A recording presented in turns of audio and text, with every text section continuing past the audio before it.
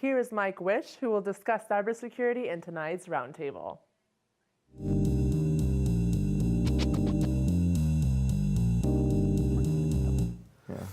Thank you, Moral.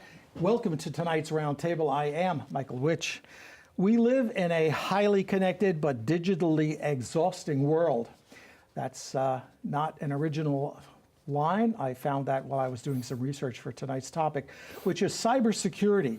And this is security not just for businesses, but for you, for the senior citizen who shops and likes to visit websites, and for you, the student out there who is on your social media device all the time, and even for you, hardworking corporate executive mom who just got home from New York City and is struggling to make dinner and deal with the family.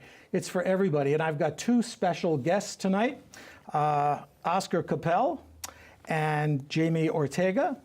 And I'm going to ask them to introduce themselves and talk a little bit about the company that they work for. Oscar, you're first. Sure. My name is Oscar Capel. I'm an associate with IDShield. IDShield is part of Kroll.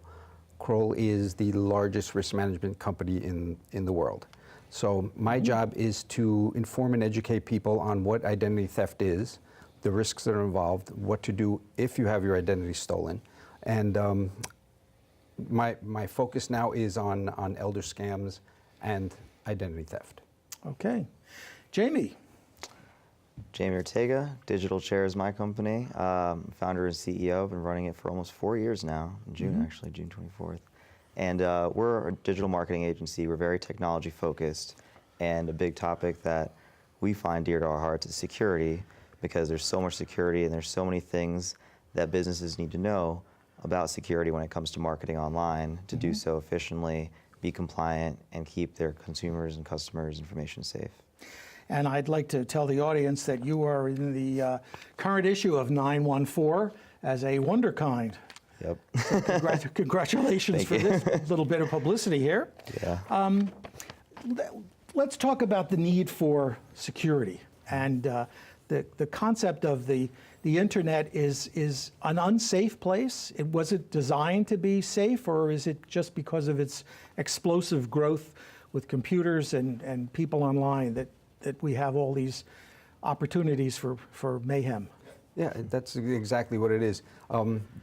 It grew so fast and without checks and balances.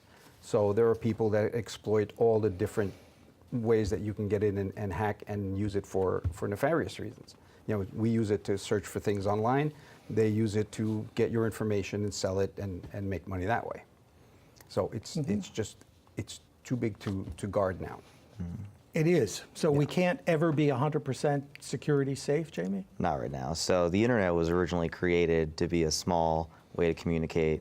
It blew up. There's been a lot of changes going from IPv4 to IPv6 to try to even expand and maintain the growth that it has. What's IPv? So the IPs that we used, we ran out. And now we need more. We need billions more to handle the amount of people, because when we originally designed the internet, well, we, as humans, we didn't expect this many people to have this many devices that are all connected. And so different pieces of the internet have had to grow with the internet. And we continue to grow, but as we continue to grow, there's still parts that are antiquated and insecure, like email. The internet, we're still at, I think, 60% roughly of the internet is secured with security certificates, and there's a lot of other gaping holes that cause a lot of trouble. I want to pause now to just remind the audience, this is a live segment, so if you've got a question about security on your own computer or your own mobile device, if you've ever had your business hacked, your website that is, or you just have a general concern about privacy, now's the time to call. The number for phone calls is on the screen, as well as the email address during the course of our conversation. What do you see as the top challenges coming up on cybersecurity? Well, as Jaime says, the internet is not what it's supposed to be to protect us. So the challenges I see as, and yet when I'm doing an elder scam, is that older people are not tech savvy, so they're being taken advantage of in that way. And also with elder scam, you see people that are being targeted just because, you know, and all the different ways that are being targeted. You get a phone call that, grandson needs money, or ICE is after you, and usually these kind of scams are for getting money right away, and that's a scam, as opposed to identity theft through the internet, which is a lot different. Jamie, what's the business challenge? The business Can challenge. you identify one? Sure. I think people don't know what they need to be compliant with to make their websites and their companies secure. And as people might not even know, when there is a security breach, it could be a business terminating event. And if you're not compliant, that's just going to cause more and more issues once you have the spotlight in your face. Okay, well, we're going to take a little break, and when we come back, you're going to provide some answers about what we can do to avoid what you just talked about. We'll be right back after this word.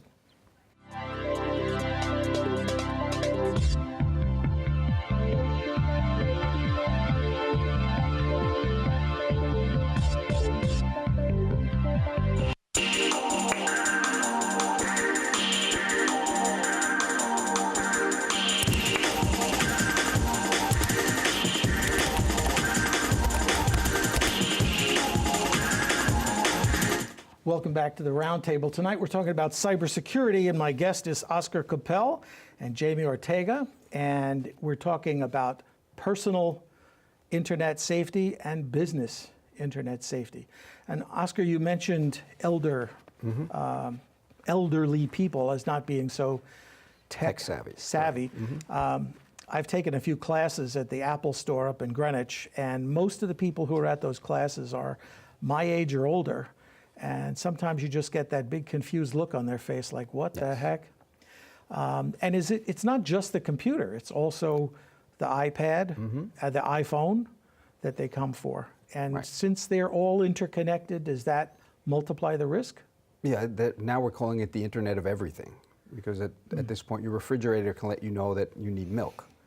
So all of this is connected to the internet. And that's where the problem is. There's, like we said earlier, there's just way too many things connected. Does that mean that there's a lot of information about you that these devices are collecting?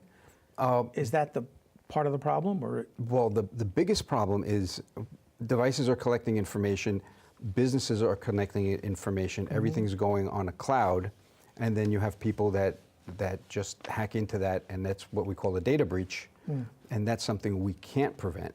Whereas scams, we can, with education, you basically can see it coming. But when there's a data breach, all bets are off, because information is being taken on a massive scale. Equifax, the latest numbers are 153 million records. That's basically half of the United States. You're making me sweat a little bit here. It's not the lights. Well, if you knew what I knew, you'd be even more afraid. Well, before we go on, I want to mention that you're going to be doing a workshop at Mamaroneck Library. Yes. On June 27th at 6:30 to 7:30. I think we even have a poster for it that we can flash up on the screen. Yes. And it's on identity theft and elder scam. Right. I'm and going to be just just for us seniors, or? No, it's for everyone. Well, like I said, my job is to educate people on what identity theft is. Right. If you see the commercial on TV, they just focus on the financial. And I say, when all you have is a hammer, the world looks like a nail. So they're going to just tell you about their financial, how they can do financial. But there's Social Security, there's driver's license, there's passports, everything is being taken, and they're setting up synthetic identity theft, which is they take your Social Security number, Jamie's medical records, and my driver's license, package that and sell that as a new identity. So that hits the market, and when someone uses that in a crime, they will be coming after us instead of the people that perpetrated it. Well, you've got some concrete ideas that you can give people, or some solutions, right? Yes. Hang on to that. I want to ask Jamie for a second. What happens when a business website is hacked? A number of things could happen. It could be as simple as, they tried to hack and they couldn't really do much. They were able to maybe, use it as a way to show some new information and change some things and access from another website through your website a customer and maybe spoof something. Or it could be something worse where... So it's not just embarrassing the company. Well, that would be the smallest thing usually. Okay. the worst thing is they actually access the database, they breach the records, they get passwords, they get credit cards, they get social security numbers, they get all the information from all their customers, and they use it. And to do what? You can sell it on the products? black market. Right. So each Okay. piece has a different price to it depending on the user and the person that is and how much information you have tied to it. So that's one way to do it. They could use it themselves for whatever they're trying to do. Now we're talking about hackers. Are all hackers bad hackers? No. No, so there's good hackers. Yeah. There's white hat hackers. There's the hackers that go in and do penetration testing that actually test against businesses, security protocols and test whether or not They the try to employees find at the business are the weak part. up to date on how to protect people's information. And those are good. I know a company that I work with closely that does that, and they're an IT managed service provider that helps businesses all over the country make sure that they're secure, make sure that they're compliant. We've got a question that came in. I'm going to read it from our prompter. Okay. It says, what can police do when you have a cyber stalker that has your information? You look stumped. Can police do anything? That's it's a strange question. Well, what could the police do if anyone is stalking you? They're limited until the crime is committed, for them to do something. You're being cyber stalked. Who is the person stalking you? How do the police find out who that person is? Are they even in this country? Are police today, for instance, our village police, town police, are they equipped to handle cyber breaches, or do they go to a higher authority for You probably have to ask, expertise? the head of the police here at Mamaroneck. There are different sites available only to law enforcement. That it's the data of the compiled data of every kind of security problem, and then they can look there. But I don't have access to it, but they can. Okay. Any words on the police involvement? I don't know what their capabilities are, but I know that there are businesses that are out there, private investigators, technology, resources that are available to get more information and be able to trace back and find out the identity of those people in some cases, and then act upon that if But of course, you'd rather see it not happen in the first place. Right. Okay. We're going to take another little break, and when we come back, you've got some advice you can offer people, and I'm sure you've got some for businesses, and we'll be right back after this word.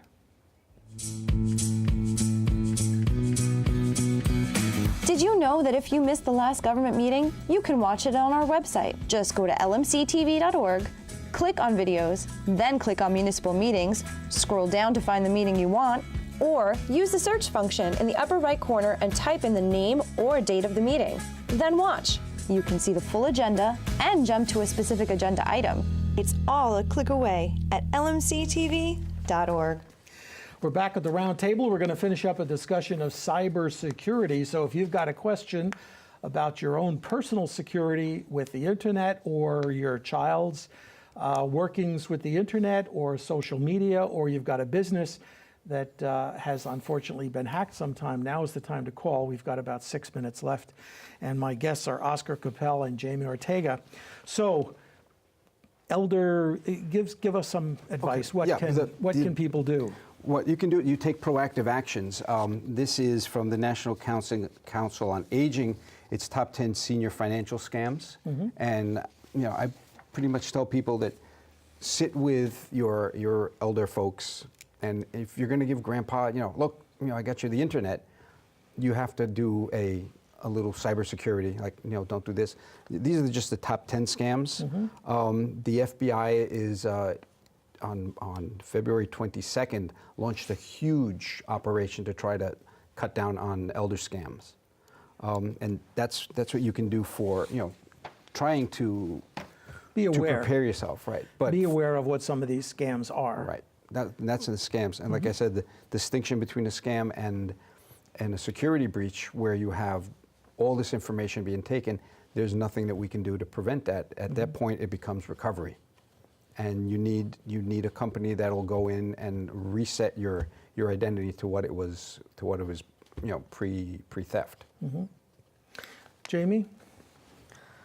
So Business-wise. the big thing is really, at this point, it's impossible to not to avoid getting hacked, Yeah. right? But there's a lot of ways that you can prevent a lot of it, and you can protect your company and shield it and be as, ethically responsible as you can, to be in compliant with things like the GDPR, which a lot of U.S. businesses don't know that You got to affects say them. what the GDPR is. It's a European piece of legislation that just went into effect about a week and a half ago now, week and a half ago.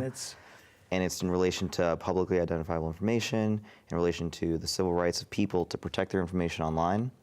And a lot of companies should be compliant with this and aren't even aware of it. And companies that work with other companies that have European citizens as clients might have to be compliant. It's all about really just protecting pieces of information. So something like having a security certificate on your site, that's mandatory now. If you have any information going through your site, you have to have that. In the US, there's a free service that's sponsored by all the big companies, Microsoft, Google, Apple, et cetera, and it lets you get a security certificate for free. It's called Let's Encrypt. Another thing is just going through and reviewing your policies and making sure that you have privacy policies and information around how you use and have the information on your site transferred. Because if you review it and you see, hey, I'm taking information that I don't need, you should probably avoid doing that because there's an opportunity for that information to get exposed, and that makes your company liable. Just having stuff reviewed by experts, it's important. A lot of companies, whether it's an IT company, whether it's a company like mine that does marketing technology, will review it, for free at a top level and be able to find a couple of quick things and let you know, how safe your website is, how safe your company is. Yeah, I'll keep it brief. We'll stay. That's okay. That's okay. For more, we can go shoot over. me an email. There's no limit. Well, there is a little bit of limit, but you mentioned something before about the cloud. For those who don't know what the cloud is, we're not talking about the weather. We're talking about a server somewhere. It's a server somewhere that all the information goes into it. But what the cloud does is it doesn't limit your information to your physical computer. Right. Before, our laptop had everything in it. If you Right. broke it, everything's gone. Now everything goes to the cloud, so you can access it from your phone or another device somewhere else. So that's all Is the accessible. cloud safe? Is it secure? Jamie? No, absolutely not. Jamie says no. No. Yeah. But yet, as an end user, I went to this class, I said it at the Apple store, and they said, oh, you have to have everything in the cloud. And the implication was, you don't have to worry about it, it's all safe. You also use the word encrypt. Yeah. Encryption is what, a special code that your information is Right. to protect it against somebody So here's getting where it. the cloud becomes unsafe. The cloud itself might be really safe. Yeah. It's the transmission between the cloud and you where things can happen. So you putting in your password and your password getting intercepted because you're not encrypted, either your Wi-Fi is not encrypted, the website's not encrypted, there's just other pieces of unencrypted, stuff going in and out of your computer.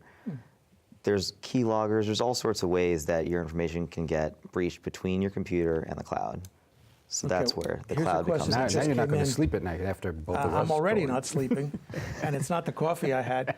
A question came in, what are the good indications that a website may be unsecure? That's Jamie's. That's exciting. So come July, Google is making a very big push with Google Chrome, the browser that a lot of people use now. It has over 60+% market coverage. On the top left, it'll say not secure. It'll even have a little, so if you see a little green lock, Yeah, you little click icon. it and it that says looks like secure a lock. right where the URL is on the top left. Yeah. And it says it's secure.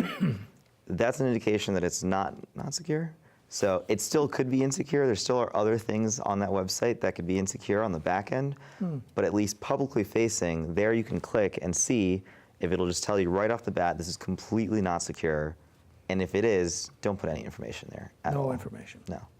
What about Facebook users? Should they be wary? I mean, Zuckerberg is saying one thing. Yeah, we just found out that he sold even more information to, what's the Chinese company, the Z? Which one? There's a Sold it, or it just got taken without his knowledge? Let's say taken, but Okay. but it's kind of. Facebook is like Microsoft, like Apple. It provides essentially a system now. So people put scams on there just like people put scams like, hey, download this, virus, download this, whatever. Facebook works the same way. People are putting in their information on, those forms and then sharing it. And when they were sharing it, it said on there, hey, we're going to take your contact list and your messages, and we're going to read your get your pictures and everything else. But no one reads it. And so Facebook isn't really to blame, but... Well, they actually said, by clicking I accept, you're allowing us to take all your information and give it to everyone in the world. That's the tiny print that nobody reads because it goes on and on and on. A personal question. I use an iMac. Do I need to buy antivirus or protection from malware? Not really. What you should do is you should go, if you use Google Chrome, you should download something called uBlocker. It just gets rid of ads, and it protects you against a lot of things because a lot of the ads aren't regulated as much as they should be, and they could bring you out to other sites, and those other sites can have things that might, not necessarily be what you want to see and what is as safe as it could be. So thank you for that tip. I think during the course of our conversation, we've had your name and your contact information up on the screen. So if people want to find out more, they should come to the Mamaroneck Library on June 27th. And Oscar, you're going to be doing that identity theft and elder scam workshop. Correct. That's why I'll go into a lot of detail that we know that we can't cover now because of time. But I try to get as much as we can do to protect not only elders. Jamie's like the new generation coming up, and he's already grew up with technology. But as people age, they're not as I said, tech savvy, and I would fall for something that Jamie wouldn't. I think most people my age would probably fall for stuff that I wouldn't do, though. Yeah, you're special.